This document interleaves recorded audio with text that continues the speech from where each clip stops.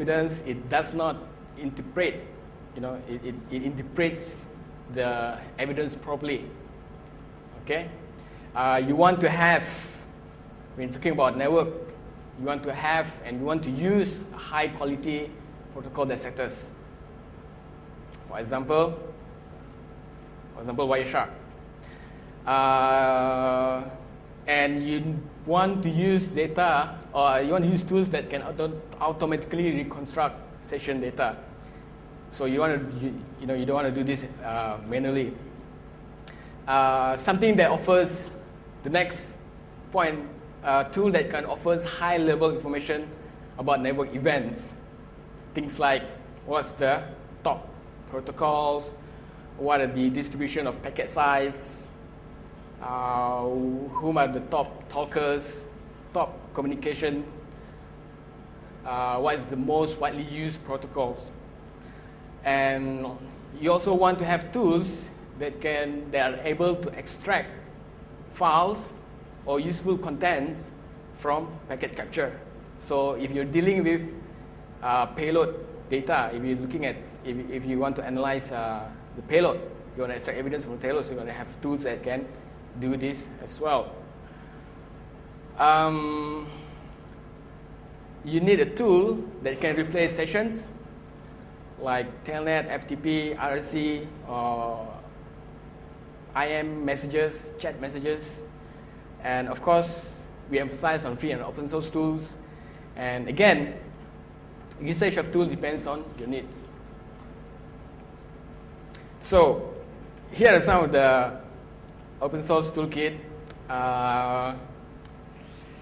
We would like to show you how to use it, but the 2-hour lab session has been reduced to 1 hour, so I'm just going to go through them, and so that you have an idea of the available network forensic tools out there. Explico is a network protocol analyzer. It's not a network protocol analyzer, but open source network forensic tools, right? So it offers port-independent protocol identification. What does it mean is that if you're running services on a non-standard port, okay, for example, I'm running SSH on port 80, so PIPI or PP chip is able to detect that particular service. Oh yeah, it's SSH running on port 80. It has solid TCP reassembler to extract application data or content from Picket files, supports logging to database, MySQL, SQLite, geolocation mapping, and many more. Here's some commands. You can run it in real time, and basically you can run it in real time and listen on the network interface, or you can run it offline. You can read a packet capture file, or you can specify a directory with, full of packet capture and decode it, and so on. So here's an example. Here's a screen. Okay, screenshot. So you can see that you can load new packet file. It has columns. It has sections for HTTP, MMS, FTP traffic, email, and so on. Let's see a few more slides. Here is an example of emails extracted from packet capture. This was extracted by Explico. And the good thing is, like this user interface, you can click and you can view the entire email in its entirety. You can view images. So again, you need a tool that able to extract image, able to extract files, and so on. Another interesting tool is PY flag. So PY flag is unique. Well, not really unique. It's interesting because it offers correlation with log source and file system memory forensics. So it's used for both host-based forensics, file system forensics, memory forensics, and also network forensics. And it provides a high-level analysis information It has a protocol scanner to scan against PCAP file, to reconstruct streams for different network protocols. And one feature that is interesting for a network analyst is the capability to index PCAP data. So indexing means that, okay, you have, I mean, if you're looking at files, PCAP files the size of 10 meg, 100 meg, you can do it manually. You can use TCP dump filter to filter out the packets of interest. But if you're looking about gigabyte of data, you're looking at huge packet data. So filtering them for the specific IP address, source or destination IP address or port, for example, will take forever. So however, with indexing capability, you can search for a particular packet of interest very quickly. How they do it, you gotta read the academic paper on that. It's quite technical, interesting actually. Right. Here's an example of PY flag screenshot. Okay, this is it's a tree view. So you can see on the left is the source, destination, and then further down, if you click, you can see the stream and the decoded protocols pop, and you can see all the information, right?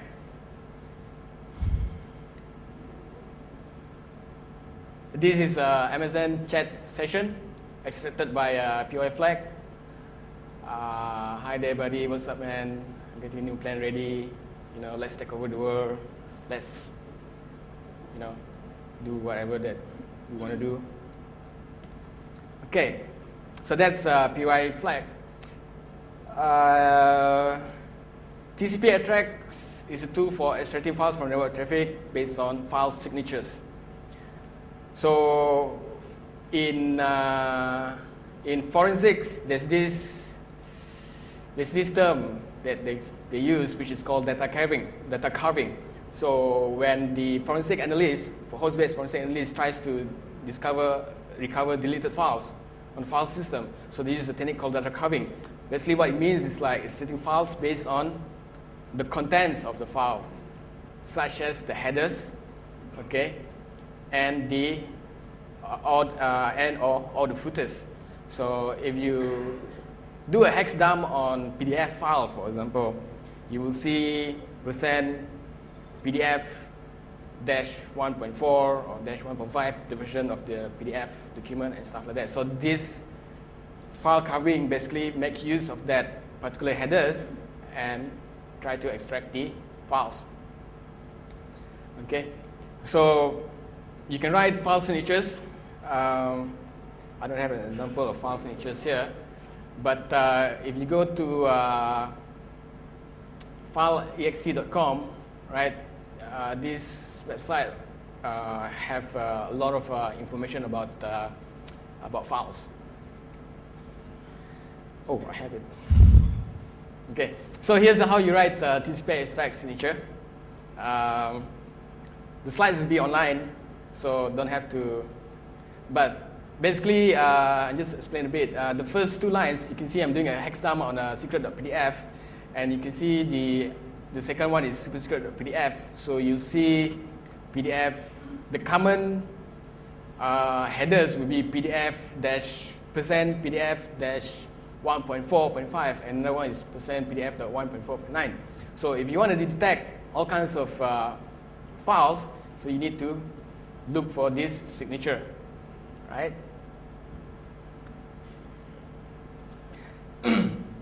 So TCP flow,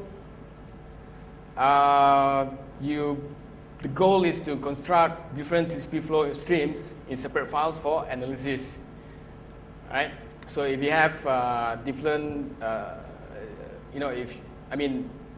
most TCP, most traffic will will consist of different sessions, HTTP, MSN, BitTorrent, blah, blah, blah, chat. So TCP flow basically to construct different TCP flow, and it will be dumped in separate files for analysis. Another tool that we like to use is Chaos Reader. It can reconstruct network sessions like FTP, RSC, and replay the session. So you have a nice screen with the attacker or the user doing telnet to this server, and then what he keys in. As nice HTML report. So that's Chaos Reader. I'm sure you all use Wireshark and heard of Wireshark. Even if you don't use it, you probably heard of it. Wireshark has powerful filtering capabilities. It's very flexible for analyzing session data and application protocols. It can perform things like follow TCP stream, so you can see the connection, what is the communication between two endpoints. And the new version of Wireshark supports UDP stream. So the difference between TCP and UDP is that TCP is a session-based protocol. So because it's a session-based protocol, it's easier for you to follow the conversation, whereas UDP is stateless. The technique that Wireshark uses is not to reconstruct the session. It's not by looking at the UDP headers, but rather going up into the network stack by looking at the application. So if I want to reconstruct a UDP session for DNS, I will look at the DNS protocol. So that's how they do it. So I think a few of you attended our training, and we use Network Miner. This is for Windows. Windows, again, it can reconstruct another session, and it can recover files. Do you have a screenshot? Yeah, we have a screenshot. So this is a screenshot of Network Miner in action. You can filter, you can search you can search on the at the application layer. For example, the payload of TCP and UDP packets. You can search the entire packet data. You can do you can search for a protocol that is not passed by Network Miner, and so on. So in the GUI, you see a few tabs. The list of hosts, the network frames, files that was extracted, images that was extracted, credentials, usernames, or password if it's in clear text, DNS queries, and so on.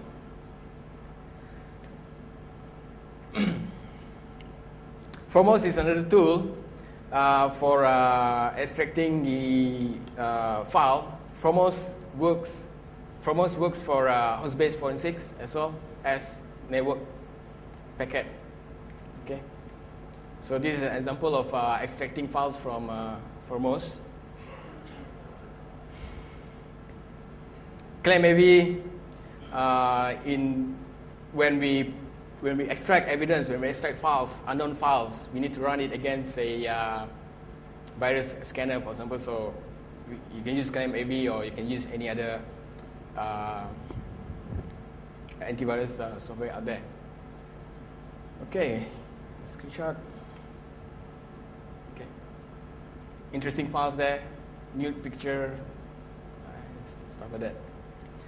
Alright, so let's move on to the next one. We're going to talk about the different kind of data that you can get from network traffic. The four common ones, we call them network-based evidence. Statistical data, session data, alert data,